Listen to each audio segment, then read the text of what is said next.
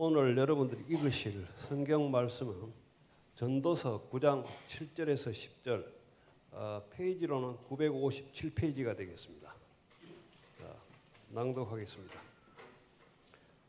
너는 가서 기쁨으로 네 식물을 먹고 즐거운 마음으로 네 포도주를 마실지어다.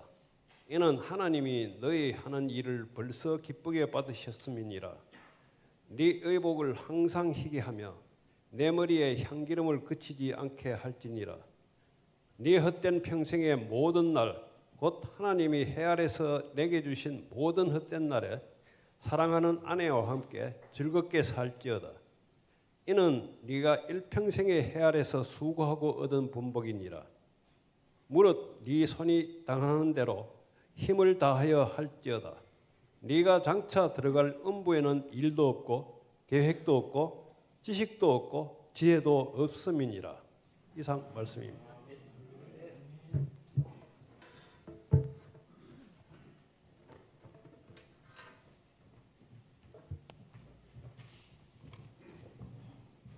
오늘 저희가 모신 강사님은 동부교회 당회장이시며 봉덕교회 원로 목사로 계시는 박승순 목사님이십니다. 이제 나오셔서 인생 경험자가 주는 자문이라는 제목으로 하나님 말씀 전거해 주시겠습니다. 나오실 때 박수로 환영해 주시기 바랍니다.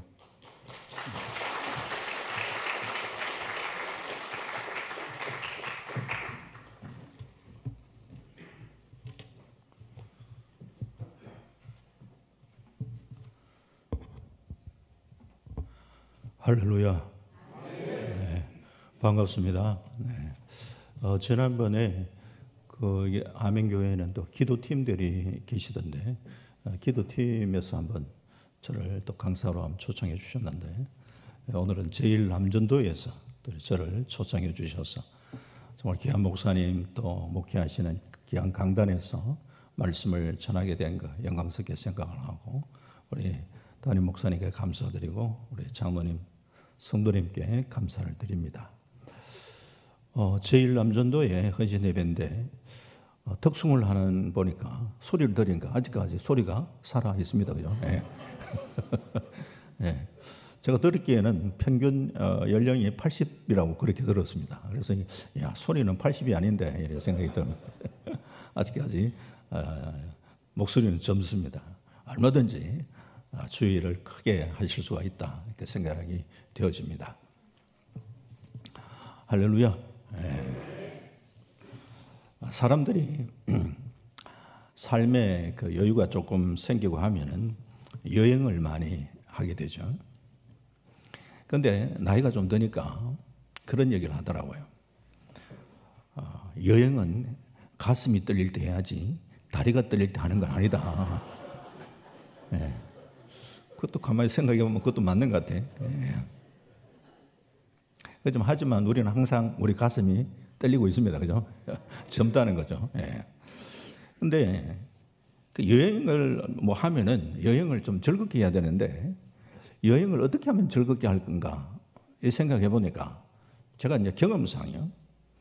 여행은 일단 가이드를 좀 잘 만나야 돼요. 가이드.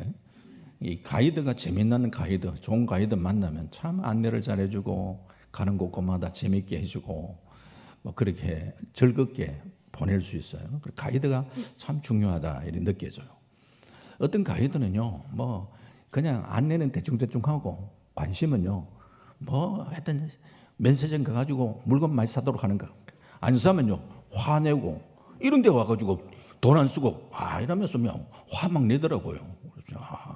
그래서 눈치 봐가지고 그렇게 사는 경우도 있어요. 그리고 여행을 좀 즐겁게 하려면요 동행이 중요합니다. 누구와 함께 하는가.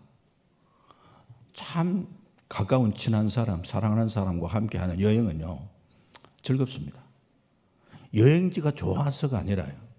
여행지가 좋으면 더 좋겠지만 좀 뭐 여행지가 조금 마음에 안 들어도 먹는 음식이나 여러 가지 불편해도 함께 하는 사람, 동행하는 사람이 좋아가지고 그게 참 즐겁게 여행할 수 있는 큰 비결이 돼요.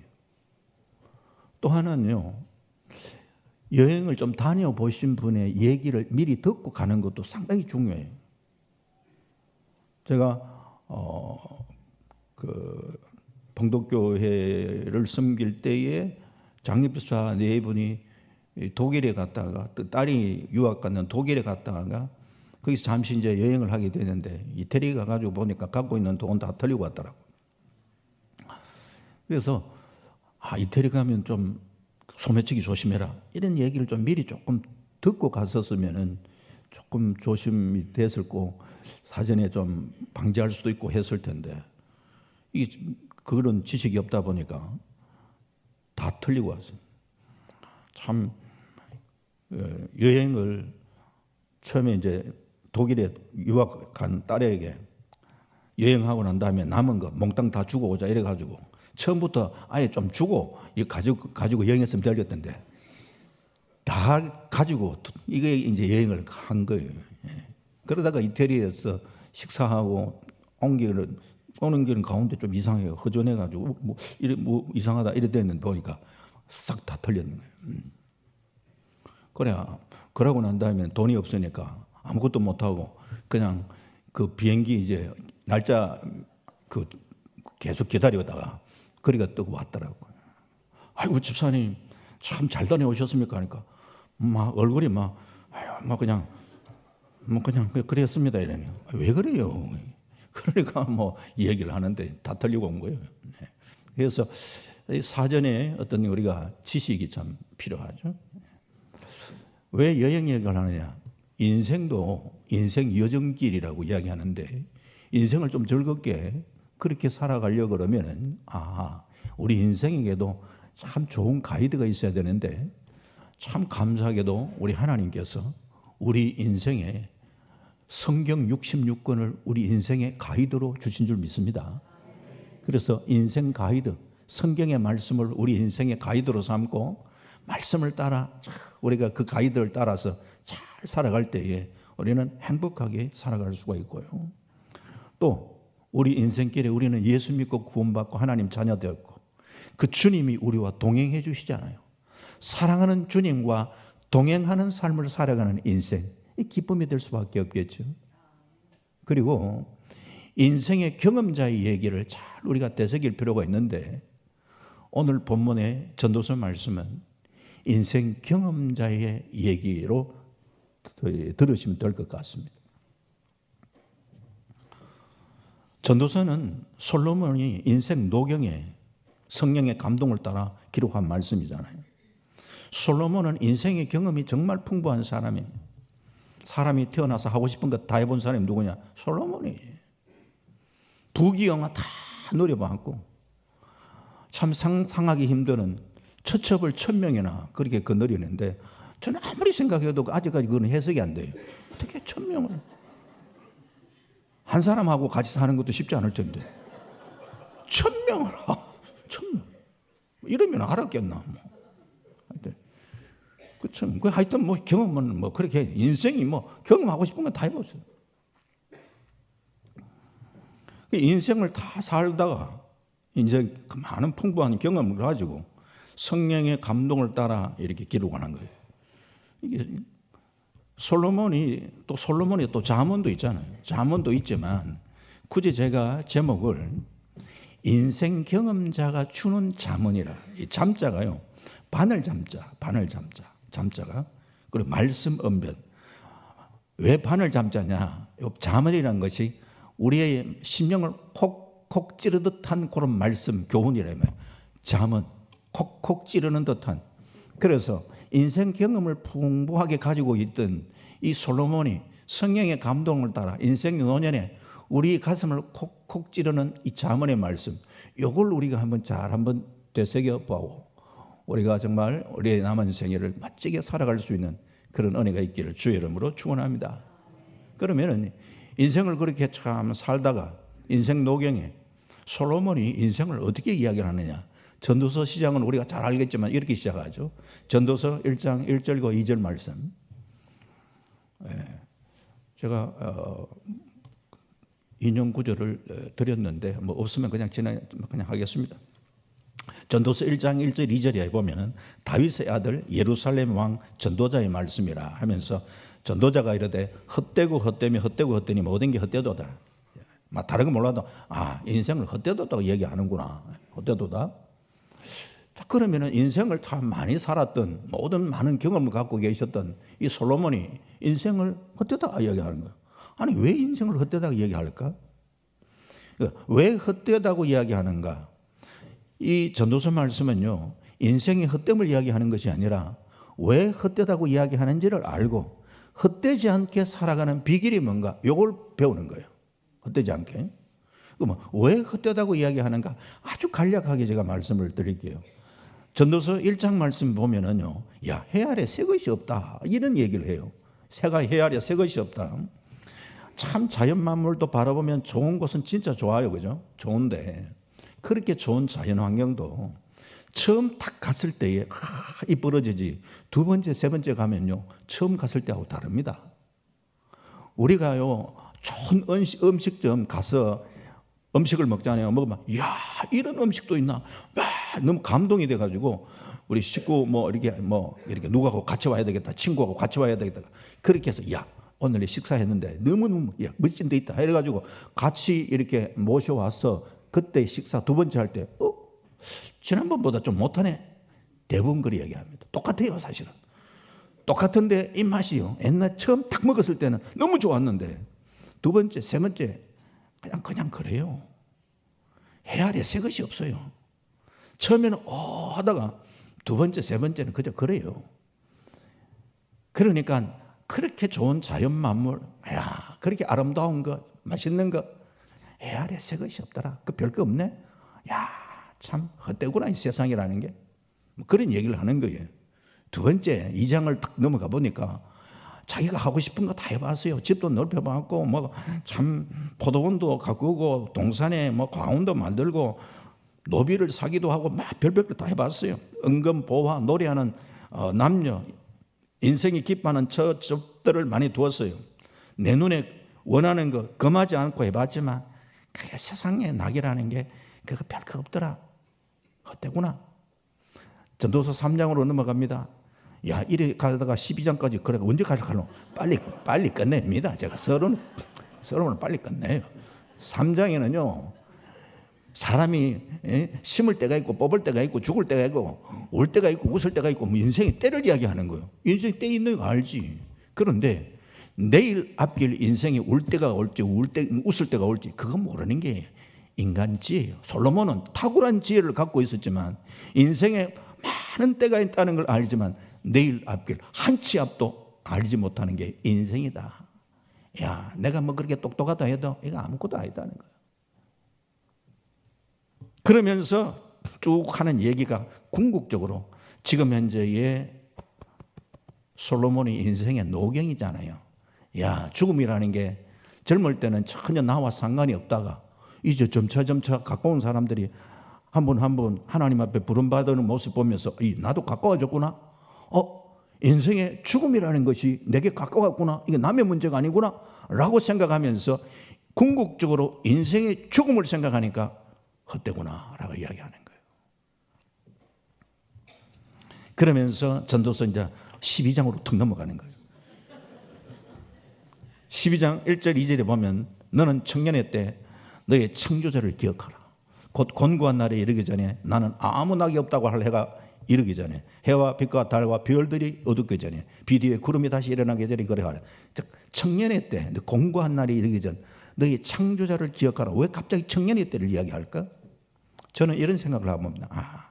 이 전도서를 마감하면서 내게 한번 젊음이 한 번 더 주어졌다면, 젊음이 한 번 내가 주어진다면 내가 이런 삶을 살지는 않았을 건데 하는 그런 후회와 자신을 한번 돌아볼 때의 아쉬움도 가지면서 청년을 향해서 야, 너는 청년의 때 아무 낙이 없다고 할 해가 이르기 전에 정말 창조자를 바라보면서 바로 살아. 자신이 좀 그렇게 살지 못했기 때문에 그런 안타까운 가슴을 가지고 청년들에게 그렇게 권면하는 게 아닌가라는 생각을 가져보는 거예요. 그러면서 오늘 본문으로 돌아와서 이렇게 참 잠시 왔다가 주님 부르면 가야 되는 이 짧은 인생길, 헛된 인생길에 헛되지 않게 우리가 살아가는 비결이 뭘까? 몇몇 군데에서 찾아볼 수 있지만 오늘도 그 중에 한 부분이에요. 그 중에 오늘 첫 번째가 뭐냐? 첫 번째, 하나님이 기쁘시게 받으시는 그런 삶을 살아가는 그런 저와 여러분 되시길 주의 이름으로 축원합니다. 말씀은요, 오늘 전도서 9장 7절입니다. 같이 한번 볼까요? 이제 본문 나오네요. 시작. 너는 가서 기쁨으로 내 음식물을 먹고 즐거운 마음으로 내 포도주를 마실지어다. 이는 하나님이 네가 하는 일들을 벌써 기쁘게 받으셨음이니라. 아멘. 여기에 전반부만 있으면요, 너는 가서 기쁨으로 내 음식물을 먹고 즐거운 마음으로 내 포도주를 마실지어다 라고만 끝나버리면은 이거는요, 안 믿는 사람들이 뭐 살아가는 모습과 거의 흡사합니다. 먹고 마시는 즐거움 속에 사는 거. 우리가 살아가면서 먹고 마시는 즐거움, 큰 즐거움입니다. 여러분, 진짜 그건 큰 즐거움이에요. 인생 살아가는데. 특히 우리 한국 분들은요, 옛날에 어려웠던 그런 시절이 있어서 그런지 몰라도요, 잠재의식 속에 조금 잘 먹어야 된다, 이런 생각을 아주 강하게 갖고 있는 것 같아요. 가령 예를 들어서요, 전도의 행사였다. 일단 제가 볼 때 잘 먹여야 됩니다. 잘 먹여야 돼요. 어디 가면요, 행사하면은. 그래서 뭐 하여튼 음식을 잘 대접했다 이러면, 야, 이번에 회장 누구? 와, 회장 잘 뽑았네, 이래 나옵니다. 그런데 음식이 신통치 않았다. 이번에 회장 누구? 막 그냥 완전히 막 그냥. 음식 하나에 사람이요, 회장 잘 뽑았다 못 뽑았다 그것을 다 결정납니다. 그래서 뭐 해보니까 그렇습니다. 이게 전도에 뭐 어디 행사하는데 일단 잘 먹여야 돼요. 이렇게 우리가 먹고 마시는 거, 이게 한 끼에 참 먹고 이런 즐거움이 있는데, 그런데 단순하게 먹는 즐거움 이것만 여기에서 머물러서는 안 되잖아요. 왜 내가 음식을 기쁨으로 이렇게 먹을 수 있는가? 그리고 그 뒷부분이 중요한 거예요. 이는 하나님이 네가 하는 일들을 벌써 기쁘게 받으셨음이니라. 하나님이 내가 하는 나의 일을 기쁘게 받으시고 계시는구나 하는 그 기쁨이, 그 즐거움이 기쁨이 되어서 먹고 마시는 그게 즐거움이 되어야 되는 거예요. 그러니까 하나님이 먼저 나의 삶을 기쁘게 받으신다는 확신, 이게 중요한 거예요. 우리가 신앙생활 하는데 우리는 하나님의 자녀. 신명기 33장 29절 말씀 보면 이런 말씀이 있죠. 같이 한번 볼까요? 시작. 이스라엘이여 너는 행복한 사람이로다. 왜? 하나님의 택함 받았기에. 모세가 이스라엘이여 너는 행복한 사람이다. 저와 여러분은 행복한 사람입니다. 왜? 하나님의 택함 받은, 그래서 하나님의 자녀가 되는데 행복한 사람이다. 맞아, 행복한 사람인데 진짜 행복을 그러면 누리며 기쁨을 과연 우리는 행복감을 맛보며 사냐? 그렇지 못하는 게 경우가 많아요. 그러면은 분명히 존재론적으로는 행복한 사람이라고 했는데 행복을 언제 느끼냐? 제가 가만히 생각해 보니까 부족하지만 하나님이 나를 기쁘게 받으시는구나. 하나님이 나를 사용하시는구나. 내가 부족하지만 하나님 앞에 쓰임받는 인생을 살고 있구나. 이 확신이 들 때 기쁨이 있습니다. 그래서 저는 택함 받은 것도 귀하지만 쓰임받는 인생을 사는 것, 이게 더 귀합니다. 이왕에 우리가 택함 받았으면 하나님 앞에 쓰임받는 그런 인생을 살아가는, 그래서 주님 앞에 하나님, 참 주님 앞에 부름받는 그 순간까지 참 귀하게 쓰임받는 삶을 살다가 주님 영광 가운데 거할 수 있도록 하나님 도와주옵소서. 이게 저는 기도의 제목이 됐으면 좋겠습니다. 쓰임받는 인생. 우리나라 국가대표 축구 만약 국가대표로 발탁되었다, 가문의 영광 아니겠습니까? 국가축구대표로 뽑혔단 말이야. 이야, 국가대표다. 국가대표 택함받았다. 국가대표로 택함받았다. 대단한 일이지만서도요, 그렇게 국가대표로 뽑혔어도 그러면은 매 그 시합 때마다 다 뛰냐? 아니에요. 선수는 11명밖에 안 뜁니다. 나머지 사람은 벤치에 앉아가 구경하고 있고, 그러면서 나머지 사람은 이제 감독이 그 몇 사람 선수 교체하는 사람 그 이렇게 교체 그 타임이 있을 거 아니에요. 그 교체 언제 해주나? 이거 앉아가 벤치에 앉아 기다려야 되잖아요. 자, 그러면은 육신적으로는 벤치에 앉아 있으면 육신적으로는 뭐 편하겠지. 그러나 마음은 편하지 않아요. 선수의 영광은요, 그라운드에서 뛸 때가 선수의 영광이에요. 벤치에 앉아 있는 게 그게 선수의 영광이 아니잖아요. 국가대표로 발탁이 되었다, 택함받았다, 너무 영광스럽지만 그것보다 더 귀한 것은 그라운드에서 뛸 때예요. 뛸 때. 그러니까 우리가 하나님의 자녀로 택함받았다는 것도 귀하지만 하나님 앞에 멋지게 쓰임받는 인생을 살아가시는 게 중요한 줄 믿습니다. 제1남년도에 지금 평균 80이 되어도 우리는 청춘이다. 아멘이십니까? 이런 마음을 가지시고 주님 앞에 쓰임받는 그런 인생을 살리라, 이런 생각을 하면서 그렇게 살아가시는 거예요. 부족하지만서도 주님이 우리를 사용하고 계시는구나. 이게 우리의 기쁨이 되어야 되는 거예요. 하나님이 나를 기쁘게 받으신다. 의식을, 하나님을 늘 생각하면서 살아요. 하나님은. 모세가 참 나름대로 민족을 구한다고 뭐 큰일 한번 해보려고 생각했는데 처음에 실패했잖아요. 실패의 이유가 뭘까? 저는 출애굽기 2장 12절 말씀 보면 이런 말씀이 있어요. 같이 봅니다. 시작. 좌우를 살펴 사람이 없음을 보고 그 애굽 사람을 쳐 죽여 모래 속에 감추니라. 누가 없음을 보고? 사람이 없음을 보고. 사람 의식했어요. 사람 없네. 보는 사람 없네. 사람 죽여버렸잖아요. 누가 보고 있었는데? 하나님은 보고 계셨는데. 그의 인생에 하나님을 의식하지 못할 때 실패가 온 거예요. 중요한 거예요. 우리가 신앙생활 하는데 돌아봐, 사람 보는 사람 없네? 이게 아니에요. 하나님이 보고 계시니, 하나님이 보고 계시는 그 하나님 앞에 우리가 어떻게 쓰임받을 것인가. 봉독교회 얘기했을 만한데 교회마다 여기 참 교회마다 뭐 꽃꽂이 하고 예쁘게 하잖아요. 꽃꽂이 하시는 집사님이 계셨어요. 실력이 아주 좋으시는데 꽃꽂이를 혼자 하는 게 아니고 도와드려야 되잖아요. 근데 이분은 나름대로의 자부심이 있어서 꽃꽂이는 자신이 탁 하고 다른 것은 그러니까 허드레 일, 뭐 그냥 물 뭐 떠오고 뭐 흙 나르고 뭐 하는 이런 걸 도와달라. 그걸 누가 해주겠어요?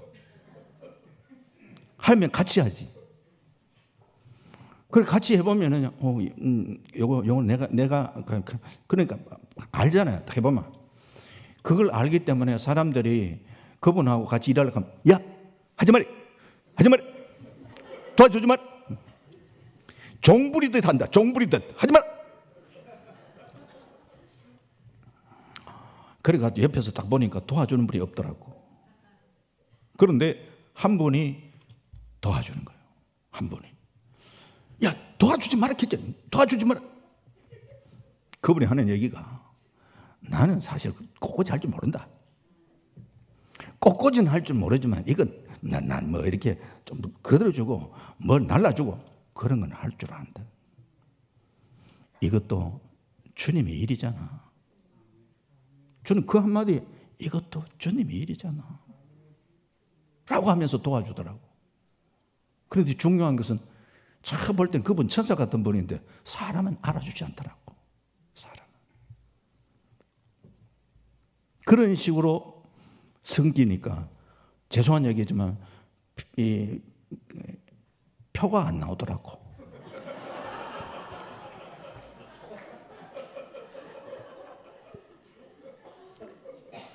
그런데 저는 주님은 아십니다.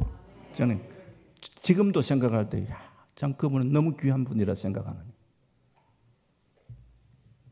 하늘나라 갔을 때의 상급은 다르리라 저는 그런 생각하는.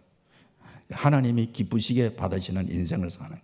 두 번째, 좀 가정을 잘 다스리는 인생이 되길 바랍니다. 아이고 뭐 내 나이 다 돼가 뭐 가정 그래도 중요합니다.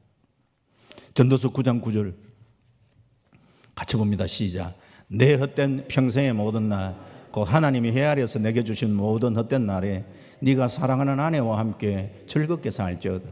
그것이 내 평생에 헤아려서 수고하고 얻은 내 몫이니라. 아멘. 저는 이게 솔로몬이 참 깨달았다는 게 그게 참 놀랍습니다. 내가 1000명의 여인을 그늘에 봤더니 즐거웠다. 이게 아니고 1000명도 그늘에 봤는데 그게 별거 아니고 네 사랑하는 아내와 함께 즐겁게 사는 그게 즐거움이고 행복이더라. 이걸 일찍 깨달아야 돼. 그런데 네 사랑하는 아내와 함께 즐겁게 살지어다. 이게 즐겁게가 중요한데 네 사랑하는 아내와 억지로 살지어다. 억지로 사는 인생이 많아. 예수는 믿어가 도장은 못 찍고 즐겁게 사셔야지. 창세기 말씀에 보면요, 창세기 2장 18절에 보면은 여호와 하나님이 이르시되 사람이 혼자 사는 게 좋지 아니하니 내가 그를 위하여 돕는 배비를 지으리라. 좋지 않다. 로토브 로 아니다. 토브 좋다. 좋지 않다. 그냥 그대로 해석했는데 사실은 그러면 하나님이 창조한 그게 좋지 않을 수 있나? 다 좋다고 했는데 왜 좋지 않냐? 그게 부정적인 의미로 받아들이시는데 사실은 의미는 그게 아니에요. 하나님 보시기에 아직까지 좋은 하나님은 완성품을 계획하고 계신데 로토브라는 것은 완성품이 아직 이르지 못했다 이런 뜻이에요. 완성. 하나님은 원래 처음부터 계획 속에 하나님은 혼자가 아니고 가정을 생각하신 거예요. 하나님 계획 속에. 그게 아직까지 미치지 못하고 미완성 상태다. 로토브 이 얘기인데 좋지 못하다 이런 식으로 있는 그대로 번역을 해버리니까 약간 부정적인 이미지가 그런데 그거는 원래 부정적인 의미로 쓴 거 아니에요. 처음부터 돕는 배필을 계획하고 계셔서 하나님의 계획에는 실수가 없어요. 창세기 그렇게 하나님께서 아담과 하와를 창조하셨습니다. 자, 그런데 에베소서에 보면 남편과 아내의 관계를 그리스도와 교회의 관계로 그렇게 연결지어서 설명하고 있잖아요. 왜 그럴까? 쉽게 생각합니다. 아담의 옆구리를 통하여 하와가 태어났습니다. 제2의 아담 되시는 예수님의 옆구리 창에 찔리시면서 물과 피를 쏟으시면서 새로운 가족 공동체 교회가 세워진 거예요. 그 그림을 잘 생각하셔야지. 그래서 가정은 교회의 축소판이에요. 그래서 가정을 어떻게 세우고 섬기는가? 교회와 이게 별개가 아니에요. 교회는 큰 가정, 가정은 작은 교회 등등 이렇게 설명할 수 있잖아요. 그래서 성경에 보면은 직분자 세우고 할 때에 가정을 잘 이렇게 다스려라. 이게 기본적으로 이야기를 하는 부분들이잖아요. 읽지는 않겠습니다만 디모데전서 3장 2절, 디모데전서 3장 4절 뭐 쭉 그런 얘기를 하잖아요. 그러니까 우리는 교회에 섬긴다 할 때는 가정과 별개로 자꾸 생각하는데 그게 아니에요. 똑같이 우리가 교회를 섬기는데 가정을 잘 섬겨야 돼요. 교회 올 때까지 막 보면 싸우고 한 차 우리 자녀들하고 같이 타고 쫙 오는데 안에서 분명히 부부가 막 싸웠어요. 부부가 싸웠는데 주차 딱 될 때부터 시작해서 탁 나오면서 할렐루야 모드로 바뀐 거예요. 이러면 애가요 헷갈리는 거예요.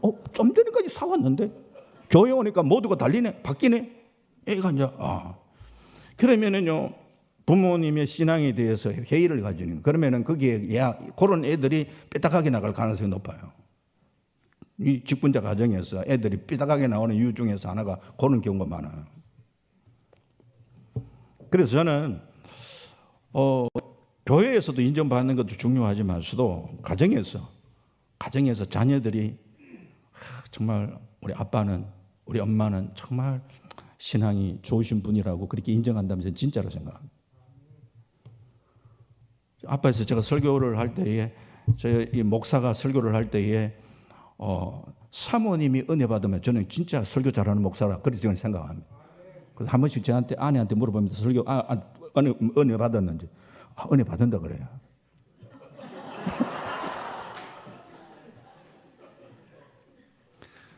목사는 열심히 설교를 막 하고 있는데요. 사모님은 앉아서 잘 듣고 있는데 속으로 말은 잘한다. 이러고 하면은 이제 조금 문제가 있는 거예요. 제 핵심은 뭐냐? 우리가 이 교회에서의 어떤 모습과 가정의 모습이 달라서는 안 되겠다 이 말이죠. 그런데 교회도 그렇고 가정에서도 그렇고요. 참 이 가정을 행복하게 교회를 행복하게 하는 비결 가운데 하나가 우리가 자아가 좀 죽는 거 이게 참 중요하다는 거예요. 고린도 교회가 문제 있을 때 나는 바울, 나는 아볼로, 나는 게바, 나는 그리스도, 나는 요 나는 안 죽어서 문제라. 나는 내가 죽어야 되는데. 지금 돌아가셨는데 그리스도의 권리 포기, 그리스도인의 권리 포기라는 책을 쓰신 고 김원호 장로님, 옛날에 이제 같이 교회 여러 차례 뭐 초청도 해가지고 그분은 일찍 그 공직에서 계시다 보니까 장로가 일찍 되셨어요. 보니까 이분은 참 젠틀하시고 그래가지고 참 사람들한테 인정을 받고 존경을 받고 하는데 이분의 얘기가 목사님 저는 바깥에 나가가지고는 참 내가 존경을 받고 그러는데 집에서는 그렇지 못했습니다. 적과의 동침 20년. 그래 나는 문제가 뭔고? 자기가 사실 자기를 몰랐대. 근데 나중에 조금 늦게 사실은 참 은혜를 받으면서 자신의 문제가 내가 죽지 못했구나. 이걸 깨달았다는 거예요. 정말 그걸 늦게 깨달았다는 거예요. 그래서 야 맞아 내가 죽어야 하구나. 그래 자신이 죽으려고 내가 죽자. 내 자아가 죽어야 하구나. 이렇게 하고 난 다음에 목사님 우리 가정에 평화가 찾아왔습니다. 이라고 고백을 하면서 그 뒤부터 시작해서 연세드셔가지고요 가정사역을 많이 하셨어요.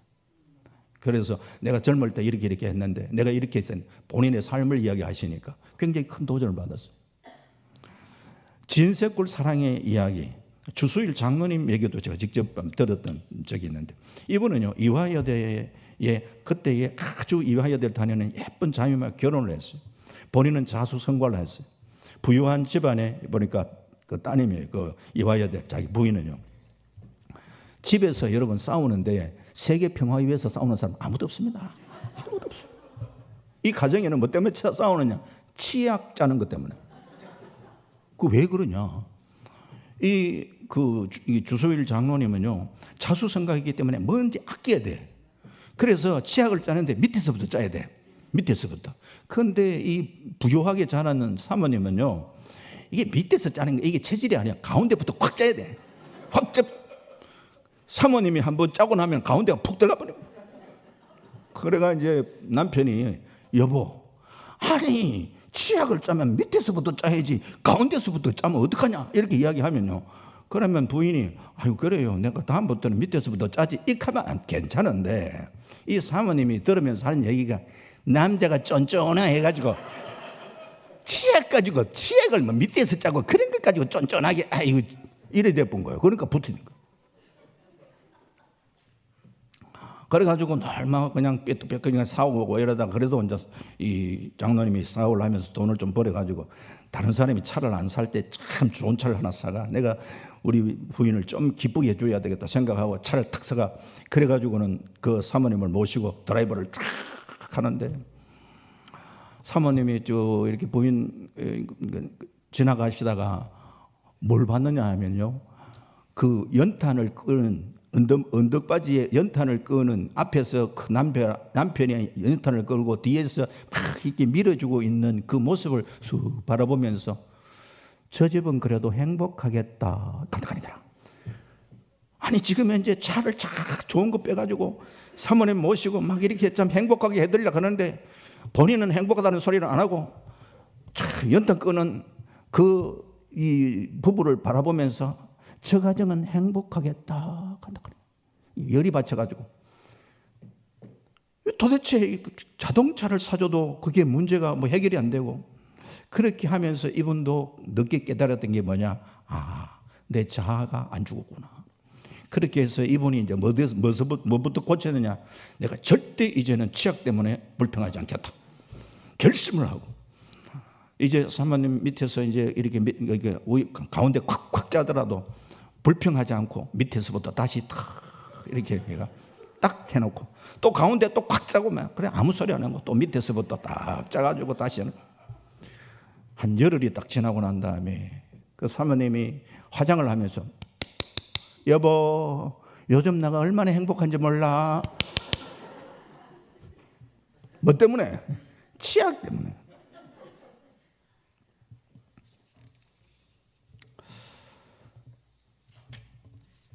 교회도 그렇고 가정도 그렇고 우리가 연세 드셔도요 자아가 다 죽은 게 아닙니다. 아닙니다. 예. 그래서 지금 가정 사정 잘 모르지만 때로는 보면 죄송합니다만 연세가 많으시면서 내 자아가 죽는 게 아니라 내 고집이 깍 이렇게 살아있을 수가 있어요. 우리 자아를 다 이렇게 내려놓고 교회 생활을 할 때나 가정에서나 자아가 우리가 능력 있는 삶을 살아가는 비결은 내가 죽고 내 안에 그리스도가 살게 하는 것. 이게 능력 있는 삶의 비결이에요. 우리가 예수 믿고 구원받았어요. 구원받은 우리들 이스라엘 백성들을 출애굽을 해서 홍해를 건너게 하셨잖아요. 왜 홍해를 건너게 하셨을까? 홍해는 세례를 의미하잖아요. 세례는 나의 자아가 죽는 거예요. 예수님이 날 위해 죽었다면 그 다음에 주님이 우리에게 요구하는 것은 이제 네가 죽어야 되지 않겠니? 네 자아가 좀 내려져야 되지 않겠니? 이게 세례잖아요. 세례는 받기는 받았는데 이게 잘 안 돼. 내 자아가 잘 안 죽어. 안 죽으니까 하나님이 어떻게 하냐? 홍해를 건너고 난 다음에 광야 훈련을 시키는 거예요. 광야는요, 내 자아를 죽이는 훈련 학교예요. 훈련 학교. 내가 신앙생활을 하면서 왜 자꾸 광야가 오래 기간 되냐? 내 자아가 죽지 않아서 그런가 체크해 보세요. 요셉은 일찍 자기 내면이 다루어졌을 때에 고생도 했지만서도 30대가 총리되고 바로 그렇게 했어요. 야곱 자기 내려놓지 못했잖아. 그러니까 바로 앞에 섰을 때에 험악한 나그네 인생을 살았어요. 실제 그랬잖아. 나그네 인생 살았죠. 똑같은 인생을 살아가면서 내 자아가 죽느냐 죽지 못하느냐 여기에 따라가 광야가 길 수 있고 짧을 수 있고 그래요. 그러니까 우리가 잘 좀 내려놓고 가정에서도 교회에서도 내가 죽고 내 안에 그리스도가 사는 능력 있는 삶을 살아가시길 주의 이름으로 축원합니다. 마지막 세 번째, 힘을 다하여 수고하는 인생. 주님 앞에 갈 때까지 힘을 다하여. 전도서 9장 10절 말씀 같이 볼까요? 시작. 내 손이 이 일을 얻는 대로 힘을 다하여 할지어다. 네가 장차 들어갈 서울에는 일도 없고 계획도 없고 지식도 없고 지혜도 없음이니라. 여기 서울, 때로는 뭐 엄보라고 하겠네. 이 서울 여러 가지 번역할 수도 있겠지만 많은 부분에서는 우리 정서에 쉽게 이해할 수 있는 번역 속에는 무덤이라고 번역하면 쉽게 그냥 이해할 수 있는 부분들이 많습니다. 꼭 그게 딱 이렇게 맞아 떨어진다기보다도 의미상에 이것도 무덤으로 생각해 봅시다. 내 손이 이 일을 얻는 대로 힘을 다하여 할지어다. 네가 장차 들어갈 무덤에는 일도 없고 계획도 없고 지식도 없고 지혜도 없습니다. 무덤가가 뭘 일을 하겠습니까? 무덤에서 가서 아무것도 할 일이 없잖아요. 그러니까 네가 장차 들어갈 무덤에는 일도 없고 계획도 없으니까 네 손이 일을 얻는 대로 즉 일할 수 있을 아직까지 힘이 있을 때 아직까지도 주님이 내 생명을 연장시켜주고 계실 때 그때에 할 수 있는 대로 힘을 다하여 할지어다. 이게 솔로몬이 인생 노경에 깨달았던 지혜, 힘을 다하여 최선을 다하는 그런 삶을 살아가는데 중요한 것은 우리가 힘을 다하는 것도 중요한데 방향이 중요하잖아요.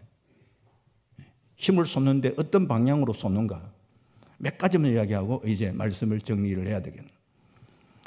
중요한 것은 영혼 구원에 좀 우리가 끝까지 최선을 다하는 영혼 구원에 힘을 쏟을 수가 있어요. 한 영혼에 대한 소중성 자신을 한번 점검해 보는 것도 필요한데 제가 목회를 하면서 여러 가지 참 경험 중에 있어요. 아주 오래됐어요. 한 번은 교회를 이렇게 출석을 하면서 목사님 우리 집에 신방을 한번 해주셨으면 좋겠습니다. 아, 그래요? 무슨 일이 계십니까? 특별한 그건 아닌데 제가 남편이 이 출근하고 시어른하고 그렇게 그 집에 있어야 되는데 무서워요. 그래서 이상하다. 시어른하고 있는데 왜 무섭냐 싶어서 일단은 제가 신방을 갔어요. 시어른이 어디 계십니까? 예, 저기 계십니다라고 가는 시어른이 계시는 방에 딱 들어가 봤는데 시어른이 이제 연세가 웬만하시고 더 이상 말을 못하시는 말문을 닫은 상황. 딱 송장같이 누워 계셔요. 저는 피구리 상접이라는 말을 많이 들었지만 진짜 피구리 상접이라는 말을 눈으로 확인하는 그러니까 완전히 막 거의 회골과 같은 확 말라가지고 그런 가운데 눈은 뜨고 계시니까 정말 무섭더라고. 생각해 보세요. 말랐는데 눈을 팍 뜨고 계시네요. 그래서 세대기에 무서워가 했구나. 제가 가서 그래도 신방을 하는데 말문은 지금 닫아 있는 그런 상황이니까, 그렇지만 귀는 아직 열려 있거든요. 그걸 일단 알고, 어르신, 제가 봉독교회 아무개 목사입니다 라고 이야기하면서 그분 앉혀놓고 오래 누워 계시는 분한테 이야기할 수, 아주 짧게 이야기를 하잖아요.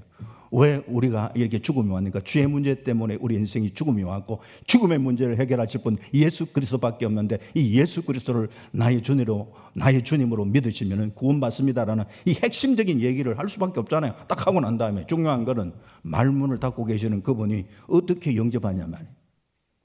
딱 누리고 딱 있는데, 근데 제 생각에 눈은 뜨고 계시니까, 어르신, 제 얘기를 듣고 이 순간이라도 예수님을 나의 주님으로 모시기를 원하신다면 눈을 3번 깜빡거려 보세요. 그러세요.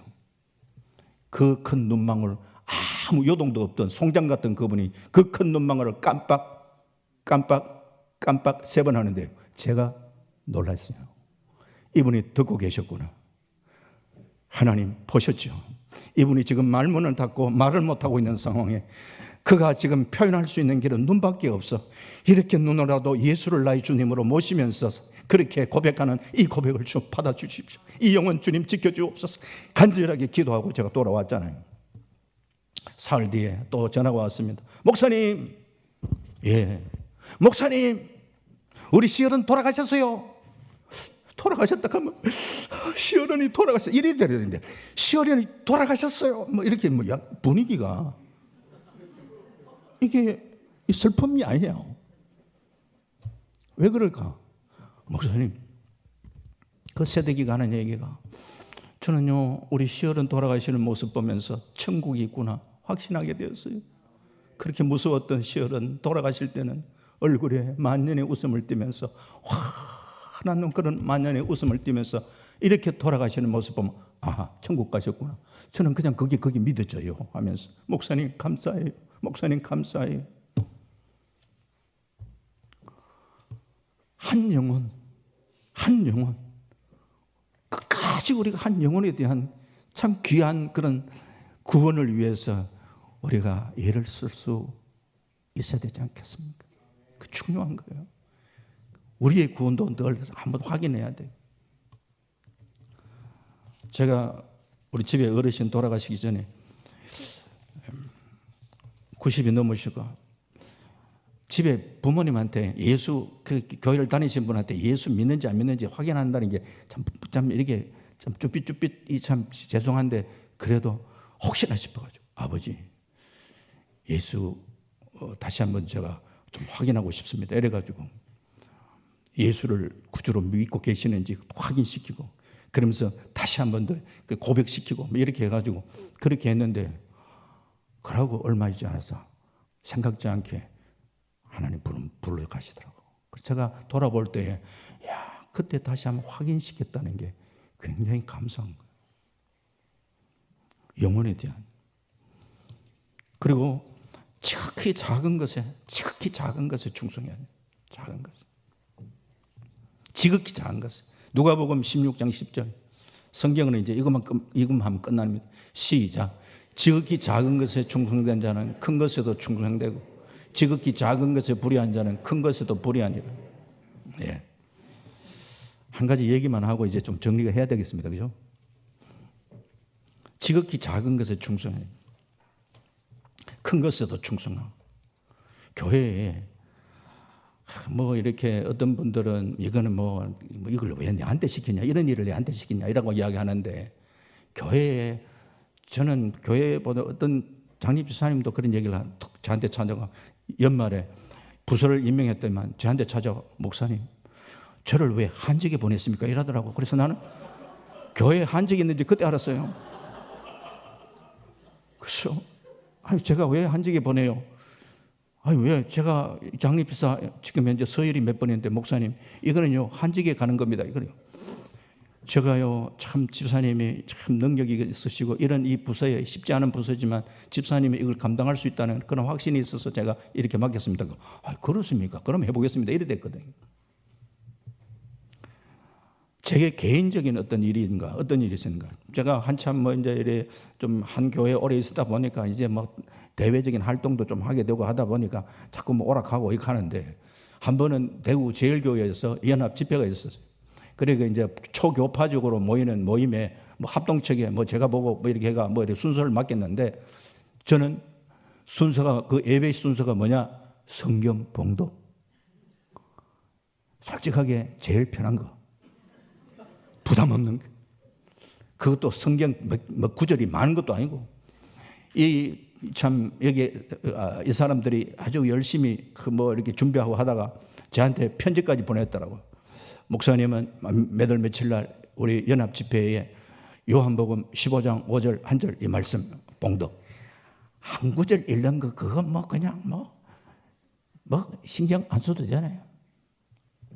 제 목소리도 뭐 이렇게 폼 잡고 읽으면 괜찮습니다. 이 목소리 아직까지. 그래서 전혀 신경 안 쓰고 이렇게 하다가요. 그래서 이제 날짜 딱 잡아가 날짜가 딱 돼 가지고 갔잖아요.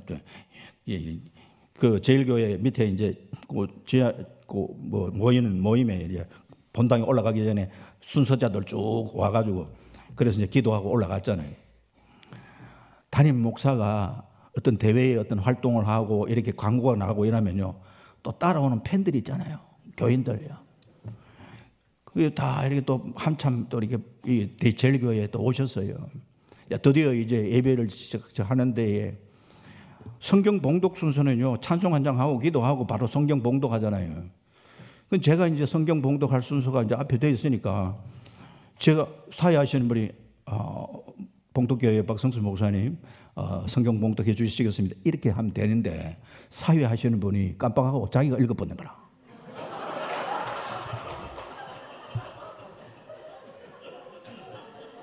여러 구절이 되면은 뒤에서 제가 목사님 제 순서 잽니다 이렇게 이야기하면은 아이고 그렇습니까? 여기가 빨리 체인지할 수 있는 시간이 있는데 한 절밖에 안 되니까 홀딱 끝나버리니까 홀딱.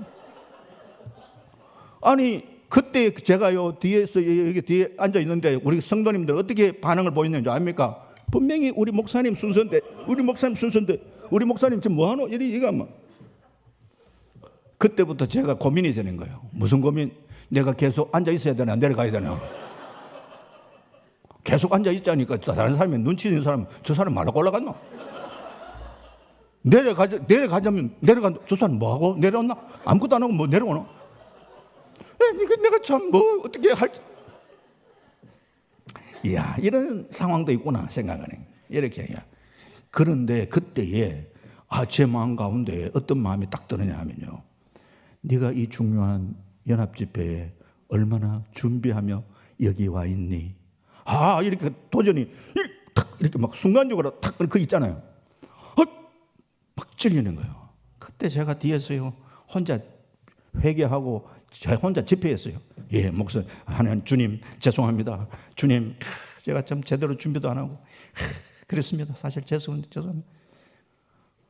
1시간 동안 무슨 설교했는지도 모르겠고 막 혼자 설교 딱 다 하고 집회 다 끝나고 난 다음에 이제 순서자들 쭉 있으니까 사회하시는 분이 수고하셨습니다 하다가 제가 딱 봐, 목사님 죄송합니다. 괜찮습니다. 괜찮습니다. 진짜로 괜찮았고, 중요한 것은 참 그 순간에 저로 하여금 그냥 지날 수도 있었잖아요. 그냥 내 순서가 내가 읽고 끝났으면 뭐 그때 그 순서로 끝났다 생각했는데 주님이 저를 깨워주셨다는 게 그게 감사한 거죠. 참 우리가 예배를 드리고 뭘 하든지 간에 하나의 순서를 맡았을 때 그걸 소중성을 생각하고 기도하고 준비하는 이런 마음의 자세를 가지는 이것을 깨워줘 주셨던, 교회에 무슨 일을 하시든지 간에 하는 그 일이 소중함을 생각하시고 작은 것에서 최선을 다하실 때 주님이 큰 것으로 맡기시지 않겠습니까? 마지막 세 번째, 마지막 했다가 끝으로 했다가 이건 안 해요. 세 번째는 이건 제가 그냥 끝냅니다. 감사하며 최선을 다하세요. 가정에도 남편에 대해서 하나님 이런 남편 주셔서 감사합니다. 감사할 때 진짜 남편이 되고요. 아내에 대해서 감사할 때 진짜 자신이 아내가 되고, 교회 신앙생활하면서 참 우리 교회 이 귀한 목사님 이렇게 오랫동안 참 이렇게 섬길 수 있도록 인도하셔서 목사에 대해서 감사가 나올 때 진짜 내 목사가 되고요. 교회에 대해서 감사할 때 진짜 내 교회가 되는 거예요. 짧은 인생글, 인생의 경험자, 성령의 감동을 따라서 바늘로 콕콕 찌르는 듯한 그런 말씀, 잠은 잘하면 새기시고 하나님이 기뻐 받으시는 인생, 가정을 좀 잘 세운, 힘을 다하여 수고하는, 그래서 남은 생에 더 하나님의 기쁘심이 되는 저와 여러분 다 되시기를 주님의 이름으로 축원합니다. 아멘. 하나님 감사합니다. 아멘교회 제일 남전도에 헌신 예배 드리면서 부족한 종의 말씀을 전했습니다. 이 말씀을 잘 가슴에 새기면서 우리의 남은 생 더 하나님의 기쁘심이 되는 믿음의 아름다운 삶 살아갈 수 있도록 인도하여 주옵소서. 예수님 이름으로 기도하옵나이다. 아멘.